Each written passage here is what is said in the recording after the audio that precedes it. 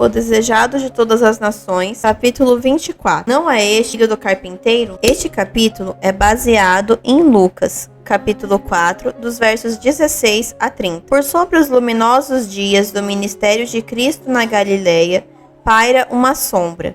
O povo de Nazaré o rejeitou. Não é este o filho de José? Lucas 4, 22. Durante a infância e a juventude, Jesus adorara entre seus irmãos, na sinagoga de Nazaré. Desde o início de seu ministério, estivera ausente deles, mas não ignoravam o que lhe acontecia. Ao aparecer novamente em seu meio, o interesse e expectação deles subiu ao mais alto grau. Ali estavam as figuras e fisionomias familiares que conhecera na infância. Ali estava sua mãe, seus irmãos, e todos os olhos se voltaram para ele quando entrou na sinagoga no sábado, tomando lugar entre os adoradores.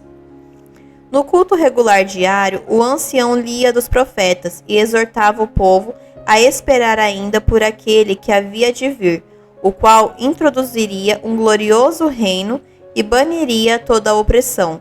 Ele buscava animar os ouvintes pela repetição dos testemunhos de que o advento do Messias estava próximo. Descrevia a glória de sua vinda, salientando sempre o pensamento de que apareceria a testa de exércitos para libertar Israel. Quando um rabi se achava presente na sinagoga, esperava-se que dirigisse o sermão, e qualquer israelita podia fazer a leitura dos profetas. Nesse sábado, Jesus foi convidado a tomar parte no serviço. Levantou-se para ler e foi-lhe dado o livro do profeta Isaías. Lucas, capítulo 4, versos 16 e 17. O texto lido por ele era interpretado como se referindo ao Messias.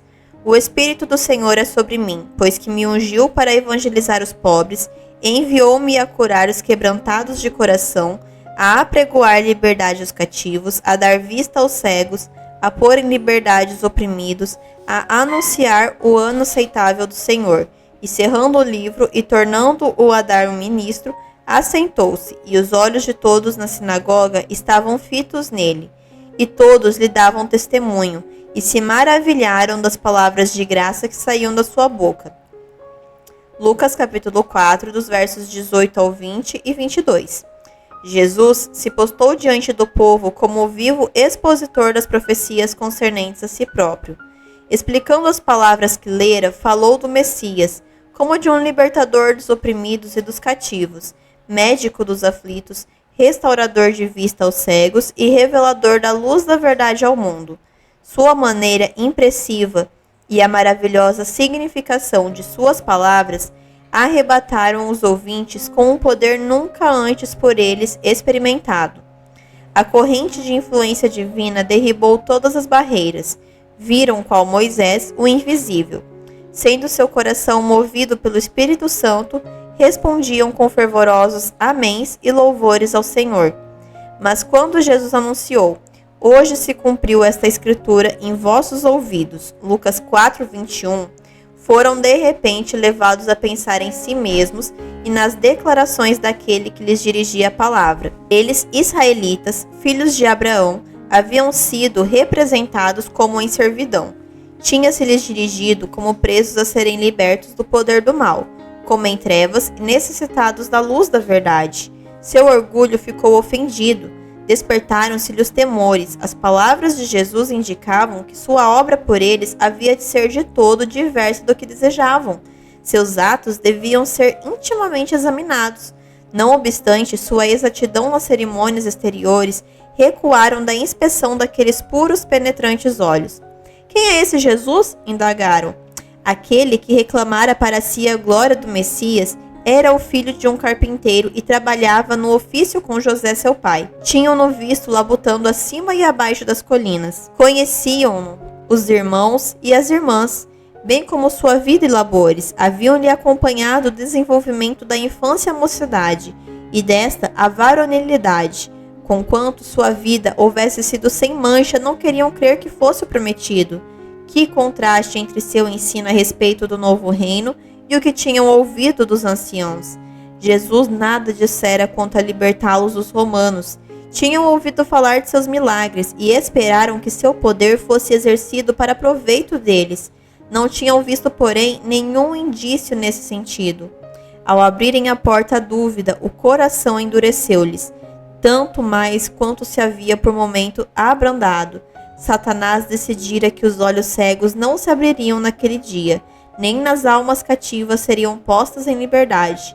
Com intensa energia, operou para os confirmar na incredulidade. Não fizeram caso do sinal já dado, quando haviam sido comovidos pela convicção de que era seu Redentor que se lhes estava dirigindo. Jesus lhes ofereceu então um testemunho de sua divindade, revelando-lhes os íntimos pensamentos. Sem dúvida me direis este provérbio: médico, cura-te a ti mesmo. Faze também aqui na tua pátria tudo o que ouvimos ter sido feito em Cafarnaum. E disse: em verdade vos digo que nenhum profeta é bem recebido na sua pátria. Em verdade vos digo que muitas viúvas existiam em Israel nos dias de Elias, quando o céu se cerrou por 3 anos e 6 meses, de sorte que em toda a terra houve grande fome, e a nenhuma delas foi enviado Elias, senão a Sarepta de Sidom, a uma mulher viúva.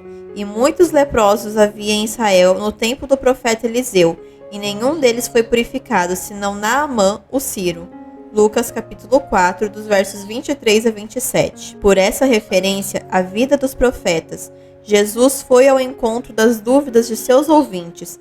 Aos servos a quem Deus escolhera não tinha sido permitido trabalhar por um povo de coração duro e incrédulo, mas os que tinham coração para sentir a fé para crer foram especialmente favorecidos com testemunhos de seu poder, por meio dos profetas. Nos tempos de Elias, Israel se desviara de Deus, apegavam-se a seus pecados e rejeitaram as advertências do Espírito por meio dos mensageiros do Senhor.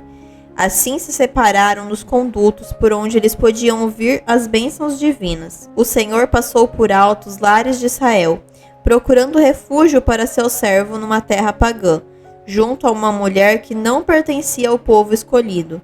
Essa mulher, porém, foi favorecida por haver seguido a luz que tinha, e o coração abriu-se-lhe a maior luz que Deus lhe enviou por intermédio de seu profeta. Foi pela mesma razão que nos dias de Eliseu, os leprosos de Israel foram passados por alto, mas Naamã, um nobre pagão, fora fiel às suas convicções do que era direito, e sentira sua grande necessidade de auxílio. Achava-se em condições de receber os dons da graça de Deus. Não somente foi curado da lepra, mas abençoado com o conhecimento do verdadeiro Deus. Nossa posição diante de Deus depende não da quantidade de luz que temos recebido, mas do uso que fazemos da que possuímos.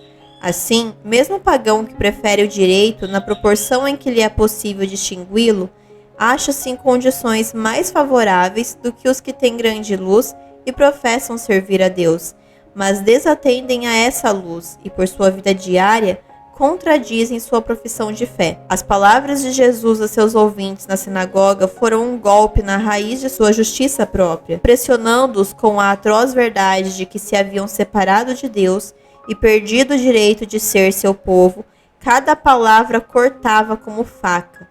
Ao ser-lhes apresentada sua verdadeira condição, zombavam agora da fé que a princípio Jesus lhes inspirara. Não admitiriam que aquele que surgira da pobreza e da humildade fosse mais que um homem comum. Sua incredulidade gerou a malignidade. Satanás os dominou, e irados clamaram contra o Salvador. Haviam se desviado daquele cuja missão era curar e restaurar.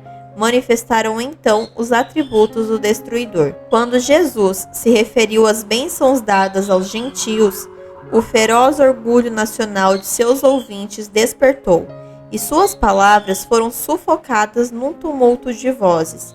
Este povo se orgulhava de observar a lei, mas agora que seus preconceitos foram ofendidos, estavam dispostos a cometer homicídio.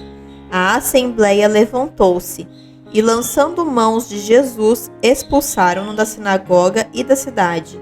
Todos pareciam ansiosos de o destruir e impeliram-no para o alto de um precipício, intentando atirá-lo dali. Gritos e maldições enchiam o espaço.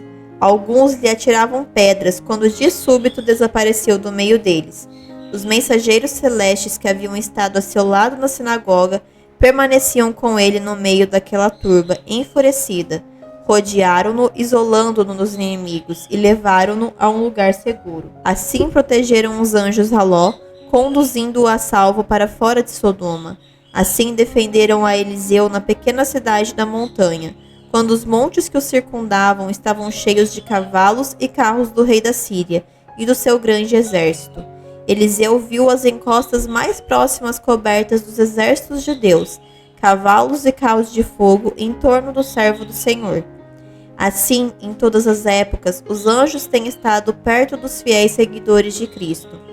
A grande confederação do mal acha-se aparelhada contra todos os que querem vencer, mas Cristo quer que olhemos as coisas invisíveis, aos exércitos celestes acampados em torno de todos quantos amam a Deus para os livrar.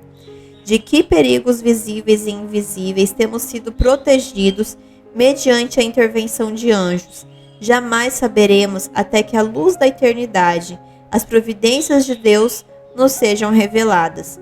Saberemos então que toda a família celestial estava interessada na família aqui de baixo, e que mensageiros do trono de Deus dia a dia nos assistiram os passos. Quando Jesus, na sinagoga, leu a profecia, deteve-se antes da final especificação relativa à obra do Messias.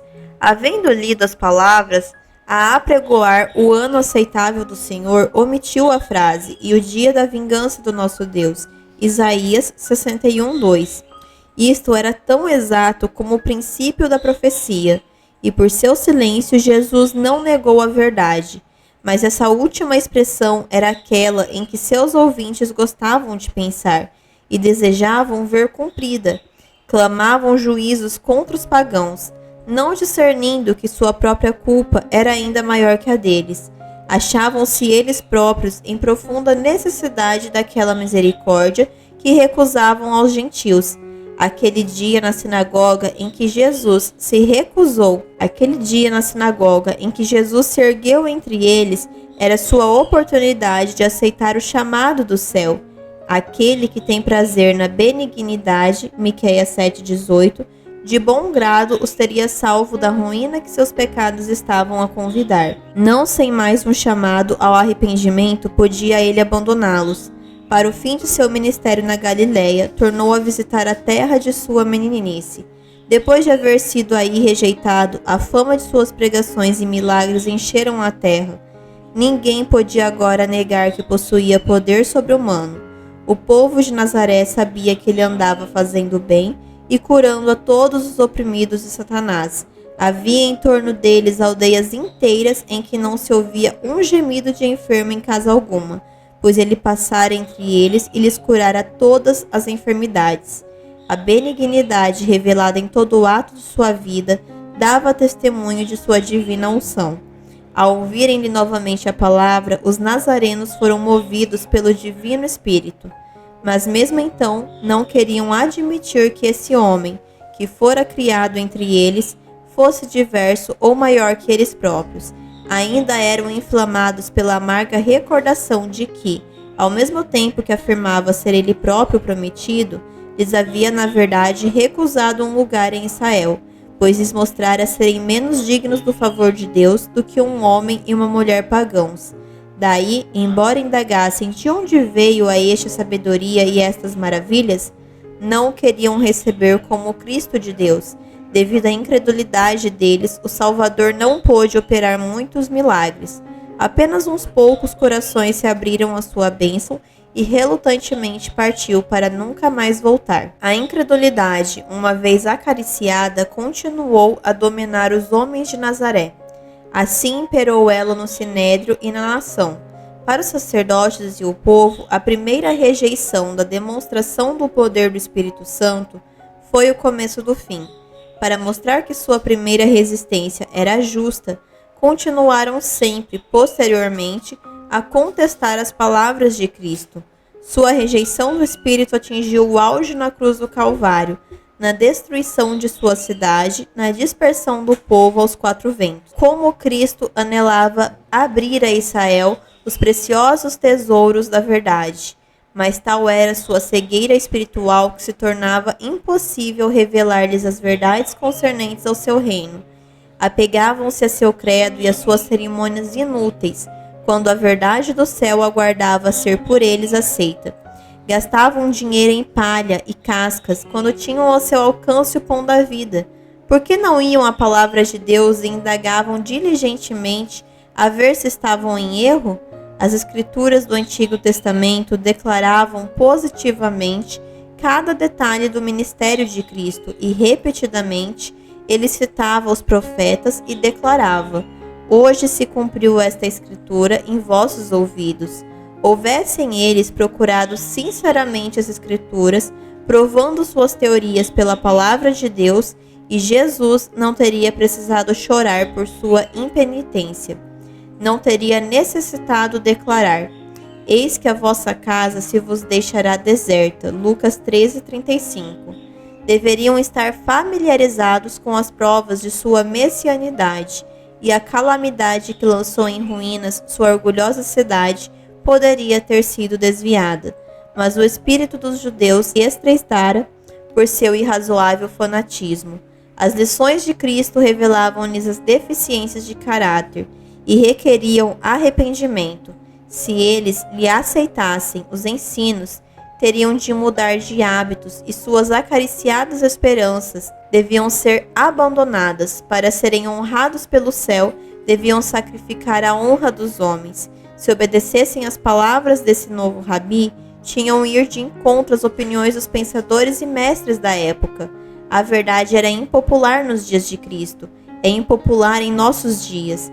Tem-nos sido sempre, desde que Satanás despertou no homem, no princípio, o desagrado por ela, mediante a apresentação de fábulas que introduziram a exaltação própria. Não encontramos hoje teorias e doutrinas que não têm fundamento na palavra de Deus? Os homens a elas se apegam tão tenazmente como os judeus às suas tradições. Os guias judaicos estavam cheios de orgulho espiritual. Seu desejo de glorificação própria manifestava a si mesmo no serviço do santuário. Amavam os melhores assentos na sinagoga, amavam as saudações nas praças e satisfaziam-se com a publicação de seus títulos por lábios de homens.